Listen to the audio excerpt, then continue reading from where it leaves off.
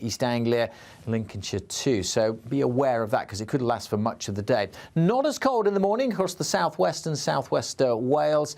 Outbreaks of rain for Northern Ireland. Dull, damp, drizzly start here, but it should turn brighter through the day because this rain's going to creep into western Scotland. Again here, not as cold first thing in the morning, but where there's snow lying on the ground over the Cairngorms, we could be as low as -15 or -16 Celsius. So a cold... We can expect clear skies, leading to a light and warm day ahead. Lovely. Boxed Solar, sponsors of weather on GB News. Imagine how £50,000 in cash from us could make your new year go with a bang. From treats to holidays to fun times with the family, a totally tax-free £50,000 in cash could make you feel alive in 2025. And just one entry into the Great British Giveaway really could make £50,000 cash all yours. For another chance to win, text cash to 63232. One entry costs £2 plus one standard network rate message. Or text bonus to 63232. 5 entries cost £5 plus one standard network rate message. Go to gbnews.com/win. Entries start from just £2. You can call 0903 681 3232. Calls cost £2 plus your network access charge. Or post your name and number to GB10 PO Box 8690 Derby DE1 9TT. UK only. Entrance must be 18 or over. Lines close at 6 p.m. on the 31st of January. Please check the closing time if listening or watching on demand. Good luck. Sunday with Michael Portillo from 11, only on GB News. Figures released by the National Child Measurement Programme in 2024 found that almost 1 in 10 children was obese in the first year of school. Children living in deprived areas are twice as likely to be overweight as those in more affluent parts. Organisations like the Prepped Foundation are educating youngsters about healthy eating by giving them the skills to create balanced meals. TV chef James Golding has joined the foundation as the head of food education, and he joins me now to talk about the work. James, lovely to see you here. Good to see you too. Hi, So Prepped used to be Table Talk Foundation, and it's now obviously Prep for Life, Prep for Knowledge. It's basically a charity to encourage kids to have a better understanding of food, but at the same time enjoy cooking and hopefully make better food choices in their life, as well as perhaps, you know, share the information we give them with their families. Do you see them developing an understanding of the difference between healthy and unhealthy food? Yes, I think that, you know, kids tend to sort of be taught a lot of this in school, but being able to actually ask questions to a chef and be able to cook with produce which they know is one, that is going to be tasty because they've tasted it, but two, open their eyes to food that they may not have tried before. I think that, you know, I think a lot of kids say they don't want to try stuff because they don't like the way it looks, but the way that we produce our sessions, you know, we encourage the kids to try, and I think it really does open their eyes. It's very easy, I think, currently to be able to make easier choices, say fast food choices or you know, that type of thing, and it's obviously giving people the ability to make the right choices, but also the skills to be able to do it. So I think it's something that needs to be addressed and something that really needs to be pushed, and that's what we're doing as a charity. GB News, the People's Channel.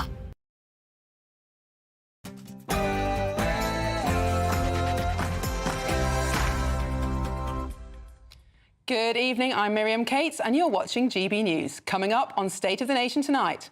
As Britain's crisis in child protection is uncovered, we'll be asking the uncomfortable questions about the many factors and numerous failings that left and still leave children vulnerable to abuse. And the unprecedented scale of low-skilled immigration over the last few years could cost taxpayers billions of pounds in future decades. Is it time to rethink the rules on indefinite leave to remain? State of the Nation with me, Miriam Cates, starts now.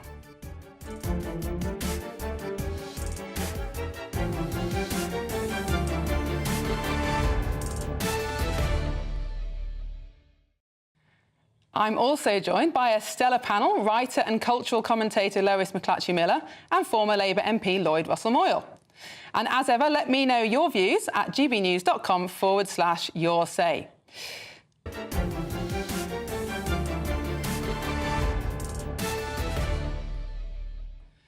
Now, Nigel Farage's live reform conference speech is coming up very soon, but first, Britain is in the midst of a child protection crisis. The scandal of the child rape gangs in Rotherham, Oldham and as many as 50 other towns has shocked our nation and the world.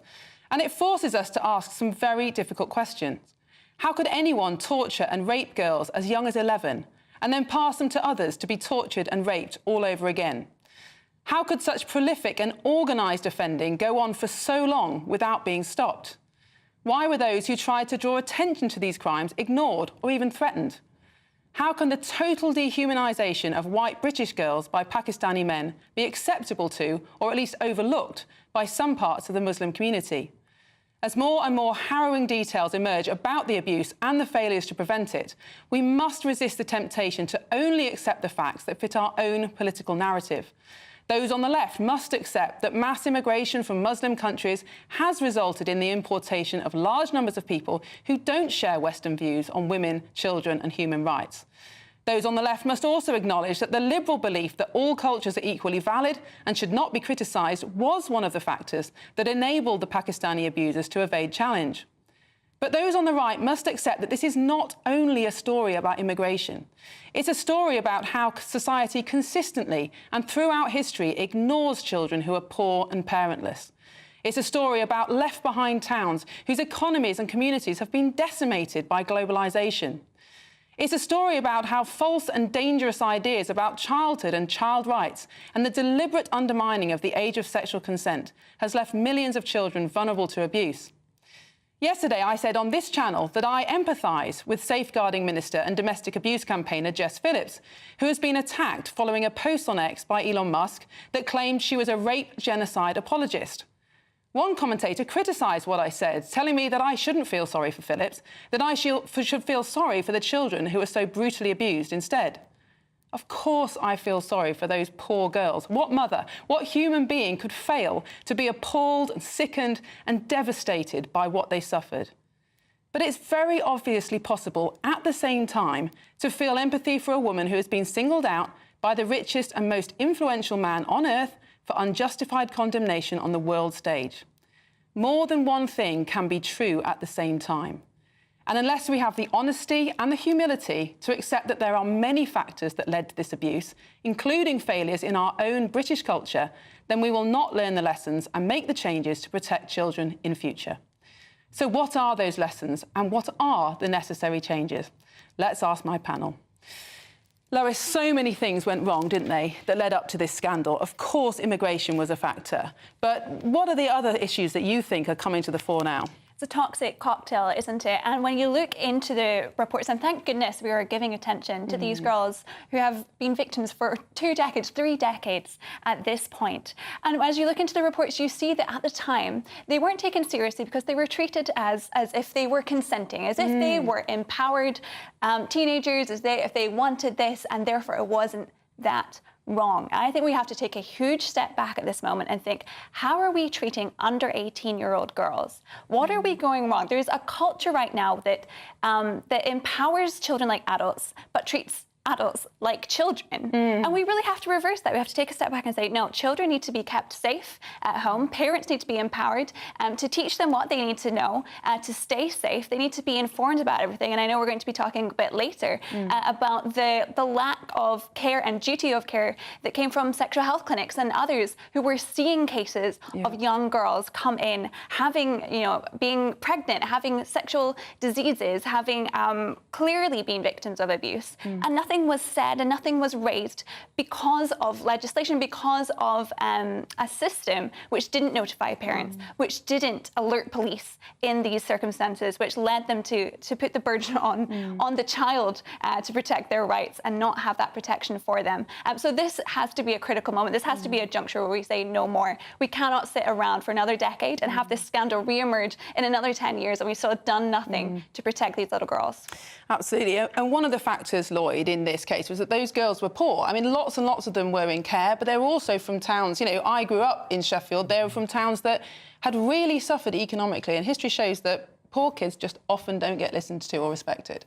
Yes, and particularly children that have got a weak family. And I think we have to be honest, and I don't think the right, or the left actually, is really honest about this. There are many families that are bad families, I'm afraid. Bad parents, not because of necessarily a fault of their own. It can be they've got addictions, they passed away, whatever, many reasons. And this idea that only the family then can look after those children is just plainly wrong. In some of these cases, the family did know and they were trying to speak out and the system shut them up. Now, that is clearly totally wrong. But in a lot of other cases, in fact, the majority that I've read, these children come from incredibly broken families. And so the state, I think, needs to take responsibility and say, when a family is broken, what do we do to help build it back up? Now, it might well be that we build it back up and we build the nuclear family there, or it might well be we put other support mechanisms in to that family, to that community. And I think in previous communities where you had close-knit communities that knew what each others were doing, there were disadvantages to that as well. But it wasn't all about the nuclear family. There were some advantages. Yes, yeah. The old adage, it takes a village to raise a child. And if we are going to have more transitant communities, and I don't just mean immigration, I mean, if we're just moving within Britain, you know, kind of, people can't buy a house, and so they're constantly having to move every 6 months to a new rental property. And it means that you don't build proper communities, you don't build that community that's looking after and looking out for that young girl. And so I think the state needs to be honest also about the role that we play in building stable families, making sure people can have permanency in their homes, making sure that they have connections, that we have things like, you know, things like Sure Start was meant to help build that, but it was washed away too soon. So there's a lot to do, and a lot is about, I think, community first. Yeah, but I mean, you know, I think many people would agree with much of that. But I think what I'm trying to get at is if these, one of the reasons that this happens to these girls, no doubt, is because they were. They didn't have those strong connections, family and community. But had they been girls from middle-class, wealthy backgrounds, you can bet your bottom dollar this would have been a national scandal much quicker. It would have been written about in the Telegraph. You know, think about some of the tragic things that have happened on social media, for example. Sadly, children taking their own lives. You know, that is appalling, and it has made headline news, and there is a strong campaign about child safety online. Isn't that because these children happen to be from families who can advocate for them? Well, think about Me Too. Think about the Me Too movement. That it arose because celebrities in Hollywood wrongfully were abused because of their bodies, and you know, there was an outcry about that, and good.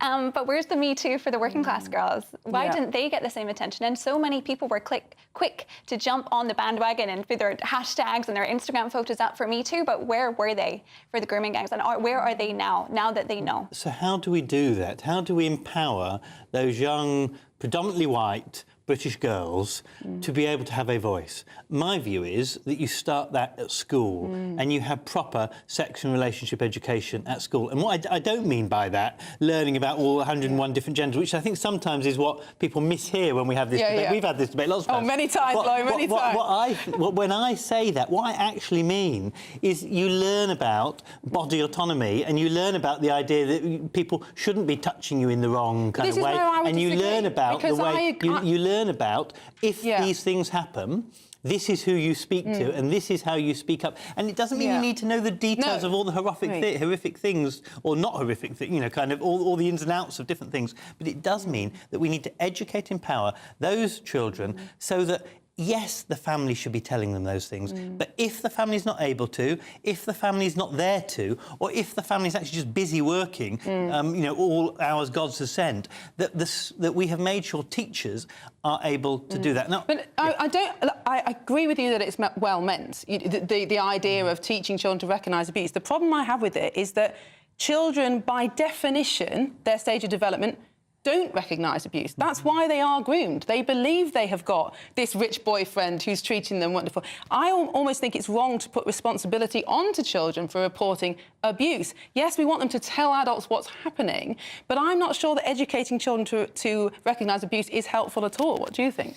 Yeah, I think empowering parents to be able to have these important conversations is really critical to having that trusted adult in the home. And I think also, you know, we've talked about broken families. I'm really sorry, Lois, we're going to come back to this, but we will be returning to that later in the programme, absolutely. But we're first going live to Sandown Park Racecourse in Surrey. He's now arriving on the stage at the Reform UK South East Conference. I believe it's a packed hall, 800 people. Here's what he has to say. I booked a series of these events, 4 of them in the first couple of weeks of the year, and every single one of them was sold out, oversubscribed within 48 hours. We could have filled this room 3 times over. But those that couldn't get tickets aren't missing out, because what we're doing with these is we're live streaming them on all of our platforms, including one called X. And you know, we have good days and bad days in our relationship, but that's the way it is. But we live stream these events, and you know, last Friday evening we were in Leicester, and watching through the party's accounts, my accounts, on Facebook, on X, TikTok and elsewhere. It wasn't just 1,000 people in the room. 900,000 people watched our event last Friday. And I know there are many of you sitting at home right now watching this, and you've seen the speeches that have come before. And I'm talking to you right now. These people in this room are all paid up members of Reform UK. But I know that most of you watching this at home believe in what we're trying to do, want this country to be saved. You've not yet joined the party. So please go on to the Reform UK website and join the People's Army, and do it right now. And talking of that, have you all seen the live membership ticker? And hey, we're through 179,000 and we're going strong. And I tell you what, there's real momentum, there's real buzz, there's real energy. This party is going places. Westminster doesn't know what is going to hit it, believe me. Now,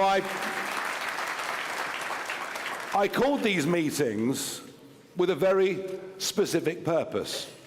We're in Surrey and here in this county and next door in Kent and just down the road in East and West Sussex and elsewhere.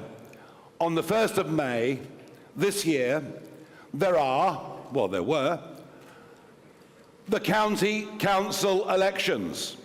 They posed a massive opportunity for this party, and frankly, myself and Zia are really excellent chairman of the party, who I'm proud to work alongside, who you heard from earlier. And we really have spent the last 5 months trying to get the branches opened, trying to get the candidates to come forward to be vetted, getting them in position. We have been putting everything into fighting these county council elections up and down the length and breadth of England. But the Labour Party want to change local government. They want to get rid of county councils. They want to destroy the idea of county identity. And personally, I think county identity matters a great deal. I really do.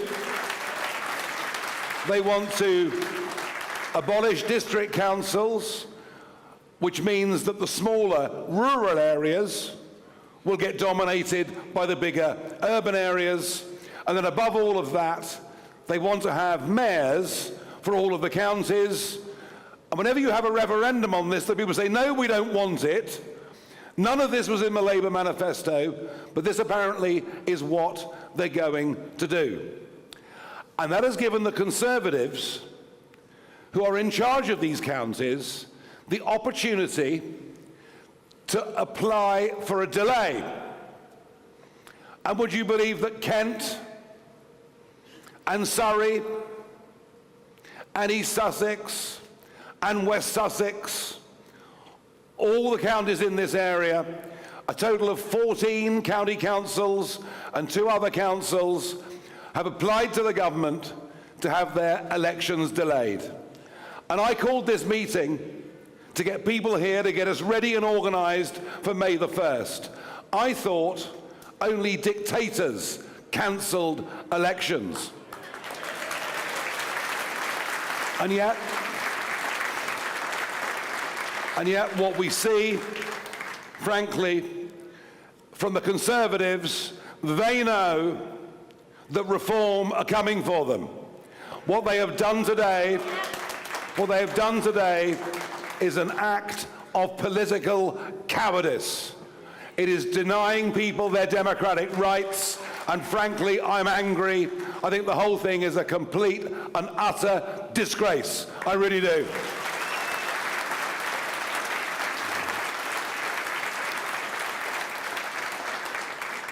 But we must not, in these counties here, allow what they've done to stop or quell our momentum in any way.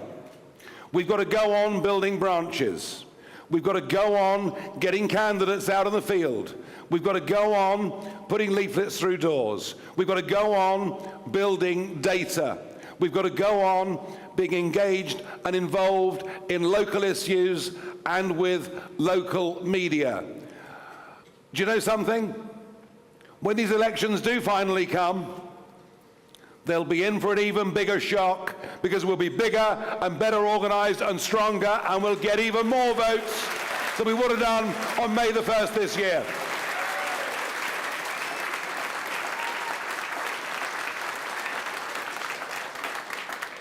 So we will not let them stop us in any way at all.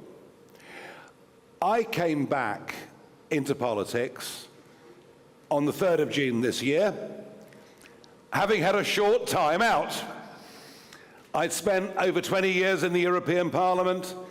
I'd kind of set my life on getting us out of the European Union, of getting back the independence and self-governance of this country. Everybody told me that it was impossible. Everybody told me that I was wasting my time. People thought I might be drinking too much. I don't know. But you know what? Through sheer guts and persistence, and through the backing of thousands of activists, we achieved that goal in 2020, and we did get back control of our country.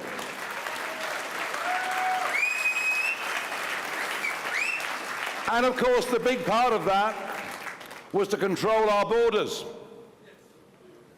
Take back control of our borders. That's what Boris said, wasn't it? And in manifesto after manifesto, they promised us net migration would be reduced to tens of thousands a year. And in 2023, net migration was 1 million. I came back into politics because I felt every promise that had been made on the back of that referendum and on the back of that massive 80-seat majority, which in many ways I helped them get, had been betrayed at a level that, frankly, the Conservative Party should never, ever be forgiven for. Never.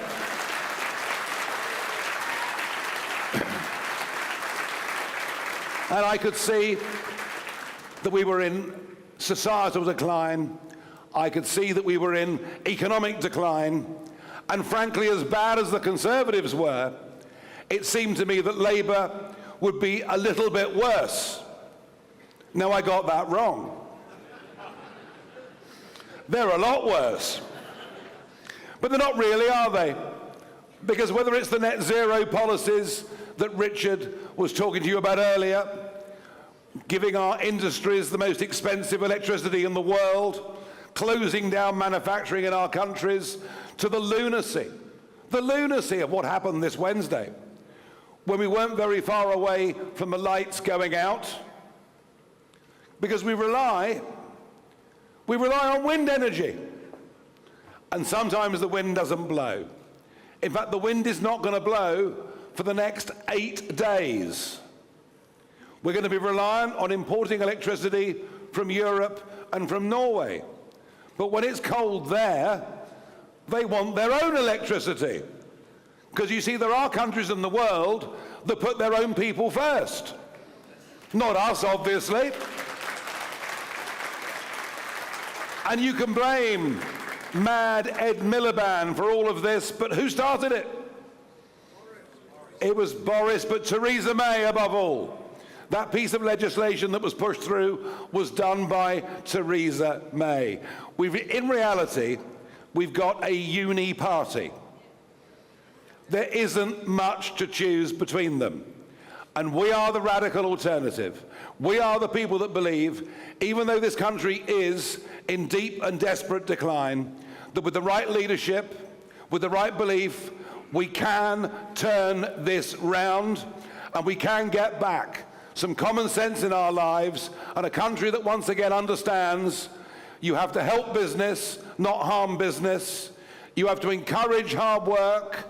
You have to applaud success and have a tax system that keeps your best and brightest people here paying taxes, without which we don't have a good education system, a national health service, or a care service of any time. And we're that party. We have a positive vision. We can make this country far better than it is, and that is what we intend to do.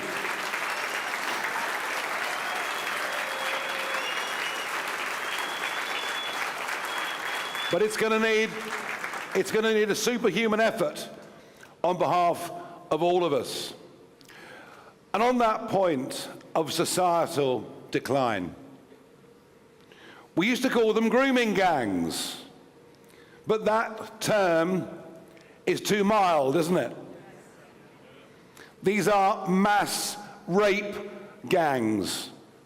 What has happened and the scale on which it's happened seems to be almost incalculable. Charlie Peters, the investigative reporter for GBNews,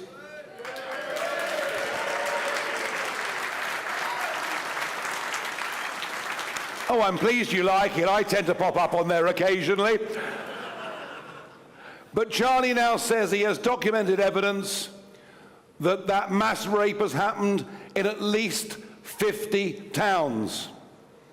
And there's nothing new about it. It's been going on for decades. But because of the two-tier approach that we take in Britain, two-tier policing, two-tier justice, we treat some communities very differently to other communities.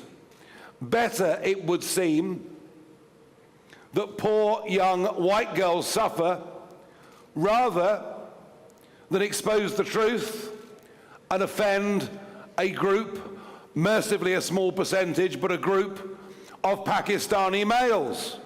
That is what's happened. That is why social services turned a blind eye, why the police didn't prosecute. Who knows, maybe this even goes as high as the Director of Public Prosecutions in his early days. I don't know. It also seems to me that the motivations for much of what happened were purely racist motivations. They keep calling us racist, but it looks like the truth is the boot was on the other foot. But we can speculate, but don't we deserve to know the full truth? Don't we deserve to know the extent of this across our country? Don't we deserve to know how long it's been going on? Don't we deserve to know how many of those young women have been abused? And don't we deserve, just as importantly, to find out who the guilty men and women are that perpetrated a cover-up for what I think is one of the greatest evils that has ever happened in our country?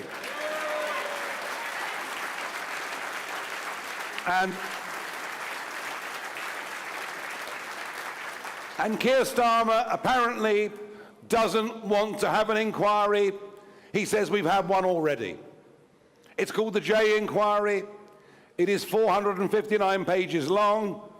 It barely touches on grooming gangs and mentions Rotherham just once. It's a whitewash as far as this is concerned.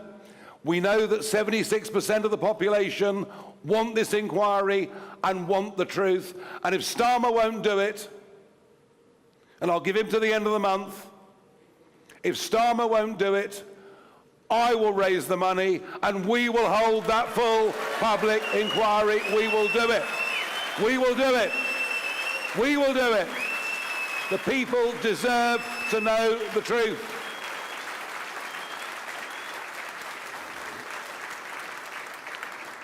And I also talked about economic decline. Well, we're getting poorer. Funny thing, isn't it? The more immigration goes up, the poorer we become. It's truly incredible that of the last 2 million people that came into Britain under a Conservative government, those that came in from outside the European Union, of those 2 million, only 16% are working. Only 16% are earning and paying tax. The rest effectively become a burden on the state. We need some frank, plain speaking. And I say that as somebody and a party that I lead. We want no truck with extremism of any kind at all. We don't actually care what colour you are. We don't care what gender you are. We don't care what your sexual preferences are. In fact, we'd rather not know what they are.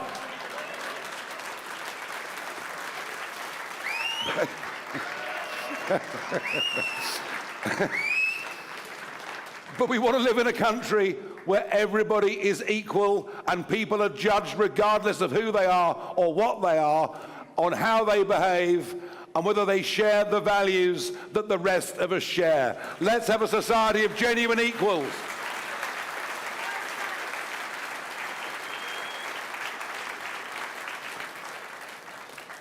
Now, I've got to tell you, I've never been particularly impressed by Rachel Reeves. But my colleague Lee Anderson, I mean, Lee is funny. He really is funny. It was Lee in PMQs after it was revealed that far from being some senior economist at the Bank of England, that Rachel has spent most of her time in personnel or whatever it may be. And Lee called her Rachel from accounts.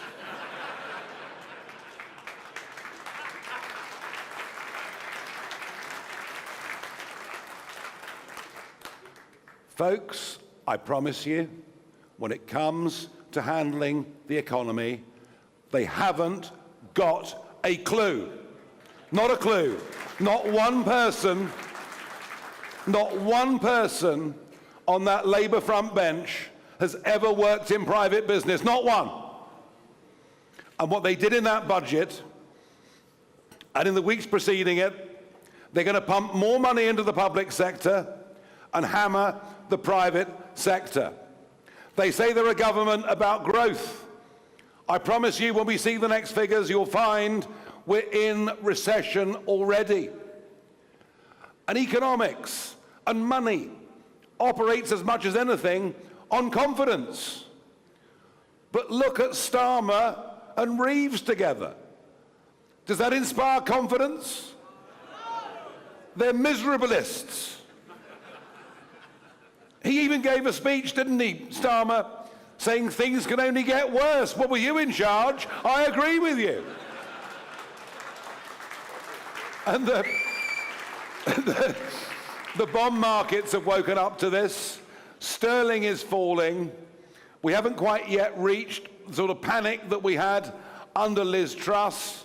But Reeves is off in China at the moment, basically saying, please buy our bonds. And the next stop, who knows, those of greyer hairs will remember it could even be the International Monetary Fund. We do not encourage small business. We do not encourage enterprise. We do not tell young people the right things about work, about life, about money. We need a complete change of culture in this country. We need to tell young people that actually the only way you succeed in life is, frankly, through damned hard work. Let's start telling people that. Let's stop knocking success.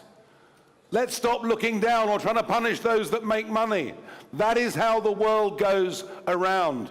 And I genuinely think that one thing that reform can bring is a mixture of people from all walks of life, but we will have in our top team people who have succeeded in setting up their own businesses, being entrepreneurs, taking risks, creating jobs, making money, paying taxes. And that's what we got to do to be a successful country, have the right economic leadership. And yes, let's bring back a bit of confidence. Now, it is the young that I'm going to go on talking about tonight, because I'm appalled at what they're being taught at school. I'm appalled they're being taught to be ashamed of this country, of its history, even of its great national figures. I'm sick of the poisoning of the minds of young people. But something remarkable is happening amongst the 16 to 30-year-olds. They're not talking in the same way as the millennials about work-life balance and what can the state do for me. I see a lot of young people who've got ambition, a lot of young people who are well turned out, a lot of young people who are rejecting the nonsense and the wokeism they're being taught at school, which is a good thing, and I'm thrilled. And talking of wokeism, God, I've enjoyed this. That Jaguar advert. Unbelievable. I mean, you're advertising a car with no cars. Just a bunch of weirdo-looking people walking through a door. And I saw this, and I put out across all the socials, you know, I put out some comments saying, I've never seen such a load of nonsense in all my life. And I hope their sales go down. Well, the chief executive of Jaguar hit back, very angry at me, and said that I was not Jaguar's target audience.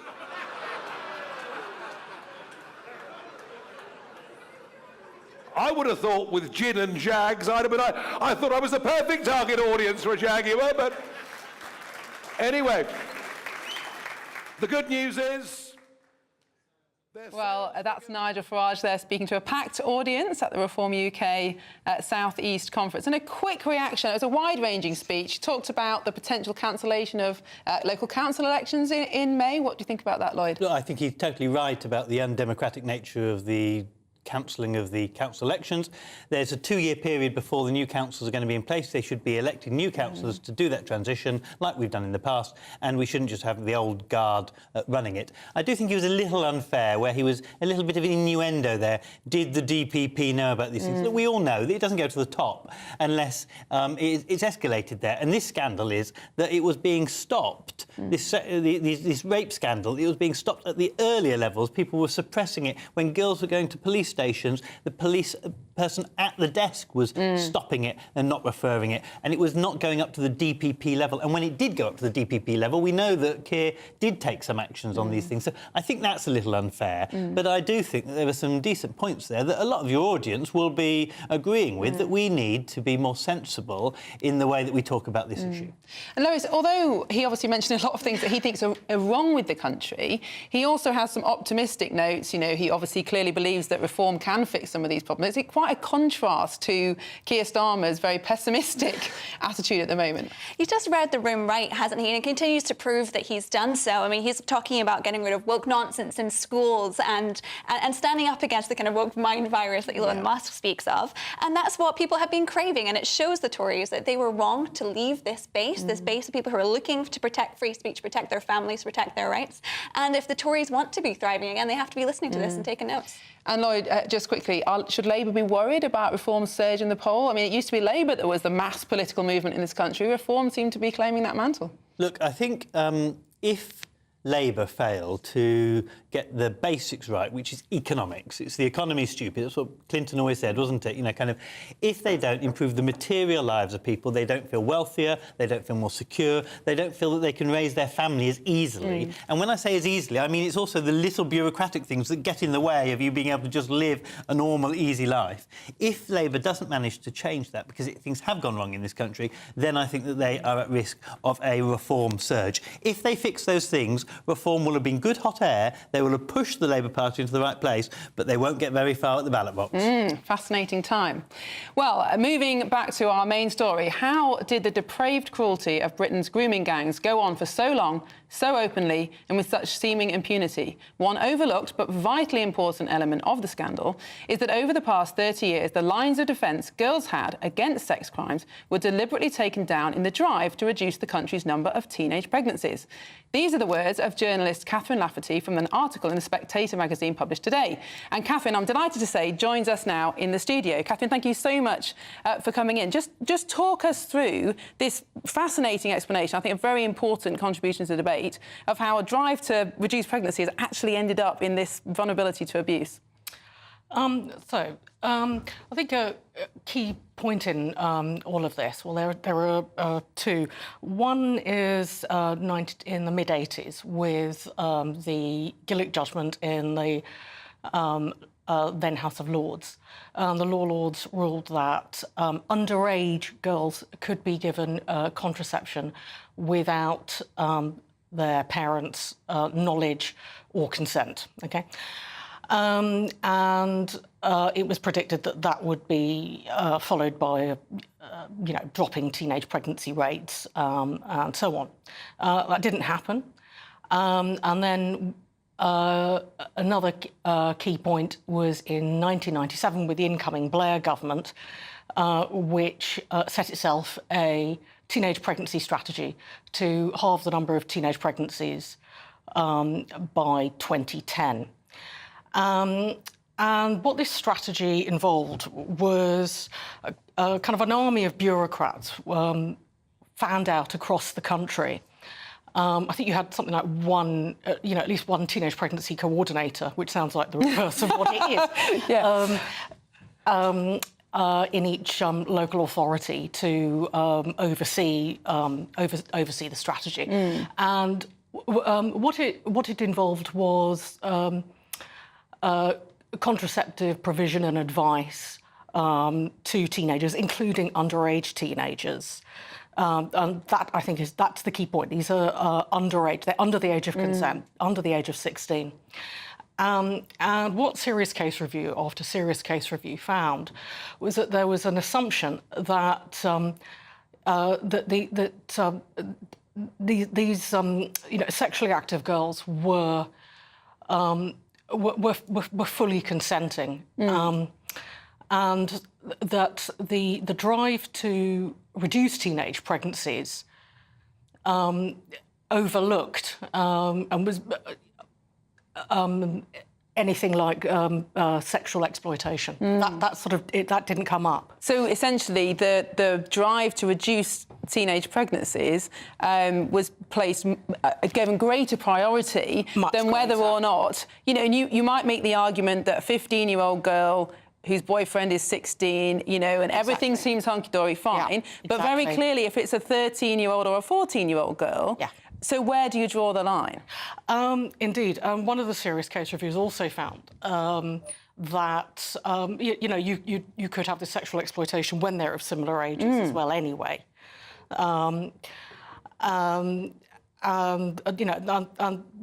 it's not just about sort of 13-year-olds, but it can be further up the age scale as well. Absolutely. Now, one of the recommendations of the ICSA report, which of course is the biggest report that has been done so far, not necessarily conclusive, that's why people are calling for another report, but one of those recommendations, I think we've got it on the screen, it is about this mandatory reporting, but it also says that if the child is between 13 and 16, a report need not be made where the reporter reasonably believes that the relationship is consensual. But the whole point of this exploitation is that the girls did believe it was consensual because they've been groomed to believe that. So I guess the question is, do we have an age of consent or not? Lloyd, what do you think? Well, I think we do. I don't agree with the analysis that the Gillick competency has been the slippery end of the wedge. I think that this is unfortunately a way of undermining a very long road of women's and young girls' rights. What I do think is a problem is that people confuse confidentiality from parents to the safeguarding requirements of a trusted adult in that service. And I am very involved in sexual and reproductive rights and services in Brighton, and I have a role in the UK as well. And my understanding of how we have always handled these things is it might not, we don't inform the parents, but if we see a pattern of a child coming in, if we see a child that is in danger, we have a legal duty to report that and to ensure the safety of that child. Now, where this has failed, that's why we need stronger and clearer laws. But every professional that I have ever worked with and spoken to has always thought that, to my knowledge, and how I've always practiced, is that it is the safeguarding of the child that is paramount. Not the rights of the child, but the safeguarding of that child. And if you have an under 16-year-old coming in, you think, you sit down with them and you say, how has this happened? Who has this happened with? And you go through that process. And if that's not been happening, we definitely need to review all of those processes, because I think it is sometimes confused. People think confidentiality, and we always say confidentiality, Lois, confidentiality is secrecy. No, it doesn't. And secrecy enables abuse, isn't that right? It doesn't exist in law in the UK for children. Well, let's talk about rights for a second. You've mentioned sexual and reproductive rights. I don't believe that a 13-year-old girl has a right to have sex. I believe she has a right to be protected from predators. And the negligence of sexual and reproductive health clinics in allowing this to go on is a scandal within a scandal. But what is ongoing within these scandals is that there seems to be a persistent view that the right of these little girls to have contraceptives, to have abortions, is seen above everything else. To the extent that we now have abortion pills being posted to girls who are on the phone, and you can just pick up the phone to an abortion provider and say you're whatever age, whatever stage of pregnancy, and after just a conversation with no checks. Teleabortions are not available for under 16s in this country. As long as they don't. Well, as long as you say you're over 16, you're fine. No, teleabortions are not legally available on these telephone calls are horrific. But you're suggesting that it's a deliberate tactic that people are sending them to children. That is not the case. That's not what I'm saying. I'm saying there's gross negligence, and that has to be addressed. We have to be making sure that 16-year-old girls, 15-year-old girls, 12-year-old girls are not phoning up and asking for abortion pills in order to cover up abuse. The 16-year-old girl is an adult in terms of consent. Unfortunately, we are going to have to bring it to a close. I know we could discuss it for I think this is a very important debate to have, because if you don't recognise sexual abuse as sexual abuse, what's the point of mandatory reporting? So whatever side of the argument you sit on. Thank you so much for joining us, Catherine. Really, really good to meet you, and thank you for your really fascinating piece in The Spectator. Up next, after the break, a wave of low-skilled migrants are about to become eligible for indefinite leave to remain in Britain. This threatens to crush our public finances, so should we rethink our rules on indefinite leave to remain? Telegraph's Sam Ashworth-Hayes is joining us. He thinks so. He'll be live in the studio right after the break. Tomorrow at 8 p.m, tune in to a GB News Investigates documentary as we tell the full story of the grooming gang scandal. My childhood has been stolen. We will expose the cover-ups that have kept this national scandal under wraps for decades. Not one person has been held accountable. Our investigation uncovers the true scale of this outrage. I want to see senior officials held legally to account. On GB News, Grooming Gangs, Britain's Shame.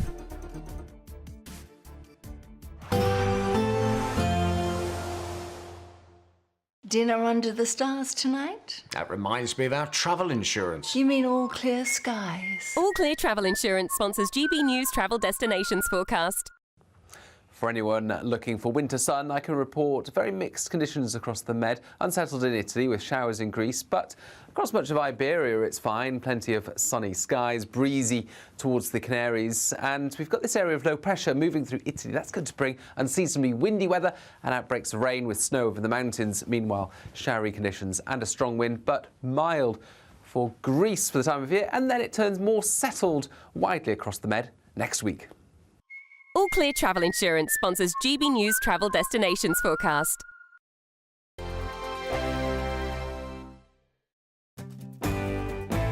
I'm Martin Daubney. This is GB News, Britain's news channel.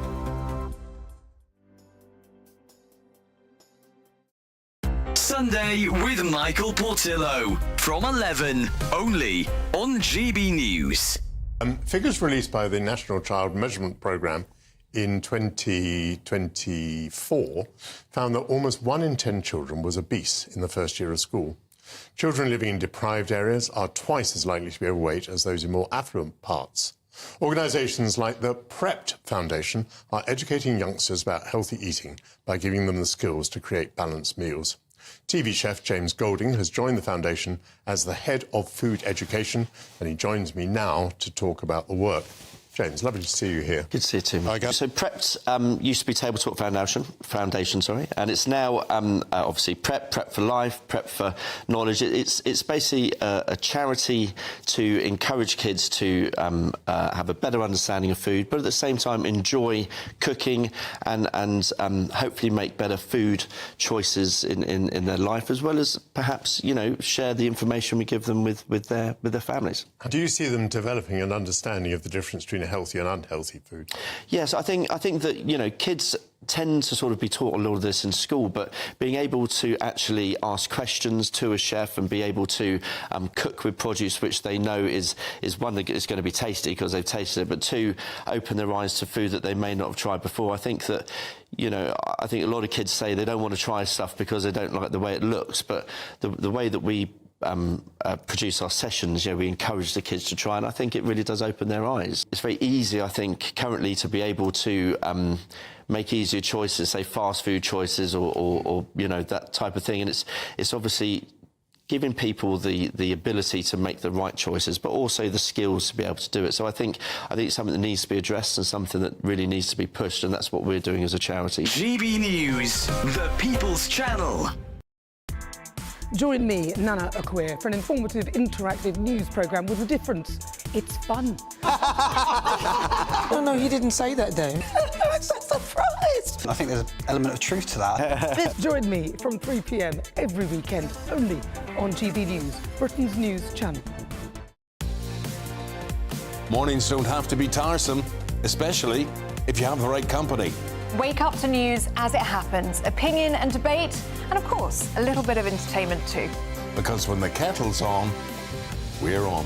That's Breakfast on GB News, a show worth waking up for. Every morning from 6 a.m. Only on the People's Channel, Britain's news channel. We'll spread the news, you spread the word.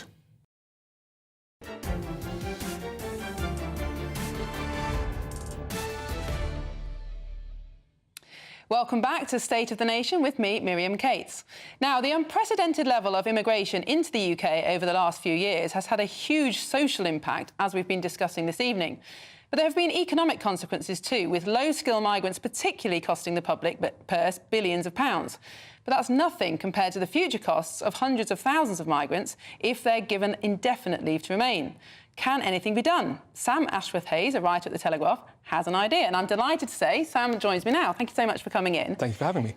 You're welcome. So can you briefly explain why the low-skill migrant issue is such a big economic problem and why we might actually be able to do something about this? Of course. So essentially, what we've seen over the last few years is the use of quite low-skilled migration to patch holes in the labour market, and particularly with the care worker visa, which saw quite a lot of people arrive, around 144,000 over 2021, 2024. And what basically happens with these people is they come in, they work, and then they are put on a pathway to indefinite leave to remain, at which point they remain in the UK indefinitely, as it suggests. And the problem with this is you then have recourse to public funds, and you then have recourse to a pension and healthcare, but you aren't earning very much. And so over the course of these people's lifetime, the OBR says that representative low-wage workers could, by the age of 75, cost the public a total of £421,000 net over their lifetimes. So for each one you bring in, their net contribution is heavily negative. And the older they get, the more expensive it gets. And so obviously the key thing here is that if they get indefinite leave to remain and if they stay. And so the suggestion is that we need to significantly up the threshold at which we offer people this right to remain in the country and make sure that they are fiscally a net positive for those who are already here. So at the moment, is it essentially an automatic thing, a rubber stamp exercise? If you've been here for 5 years, you've not broken the law, you're just allowed to stay? There's some salary thresholds, but they're not super high. Okay. And obviously, if you're bringing in dependents as well, and they come with you and they cost money as well, it can really get quite expensive. OK, so we've had this, what's being now termed the Boris wave. These huge number of people we were promised a points-based, high-skilled immigration system after Brexit. That didn't happen. It's been called the Boris wave. But what you're saying is if we change the rules on indefinite leave to remain, we could actually rescue some of the damage that has been done. Exactly. And I mean, we also need to actually look at how we got ourselves into this mess in the first place a little bit, because a lot of what the Boris wave was trying to use migration to patch really short-term holes in the economy. And the problem is that when they do the forecast, this sort of thing, you look at the OBR forecast, they really only look at a 5, maybe a 10-year window.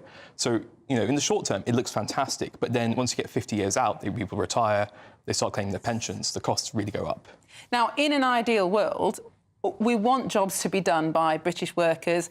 It would be much better if these lower salaried jobs like care were paid more, so they're more attractive. But there may always be the case that we need short-term workers, whether that's fruit pickers or anything like that.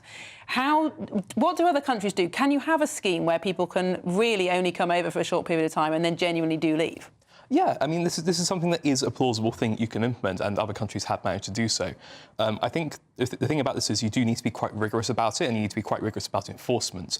And if we've learned anything over the past 10 years, it's that British border enforcement is a complete mess. But then, that needs to be addressed anyway. So if you're going to reform the immigration system, you can reform immigration enforcement at the same time. Yeah. What do you think are the role of universities in this? Because you mentioned in your article how much universities now rely on funding from foreign students just to stay afloat. Yes, so this is again, it's like this sort of short-termism at the Treasury that causes real long-term problems. So when they switch over to tuition fees, they basically, I think from 2012 to last year, effectively, they've been frozen. And they're going to go up in 2025, 26, they've now announced. So they've been frozen this whole time, but obviously we've had quite a lot of inflation. And then the net effect is that the real value of that money drops by £2,000 to £3,000 per student. So the universities end up in the hole on each domestic student they take in. Foreign student fees are uncapped. They can charge what they like. Yeah. And they can issue visas to students. And then they introduced the graduate visa, which lets students stay for 2 years. So you basically gave universities a really powerful incentive to just rubber stamp visas into the country for people to do 1 year, not very intensive master's courses, and then work for a few years afterwards. And the fix to that is basically saying, perhaps we don't need some of these lower-ranked universities. Perhaps people should pay the full value of their education. Absolutely. And we explore other options for education, like apprenticeships, vocational training, that many other countries do and seems to do them well.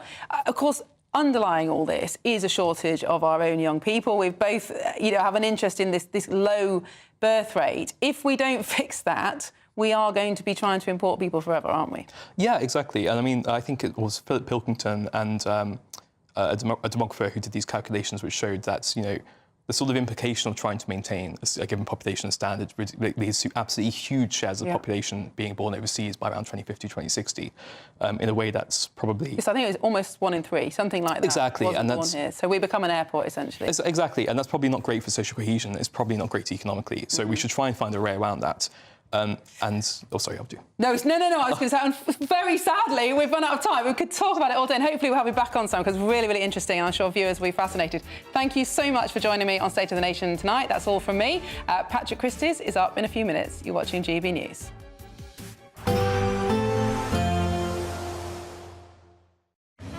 Even though we'll see a cloudy start, it'll be a bright outlook for the rest of the day. Boxed Solar, sponsors of weather on GB News.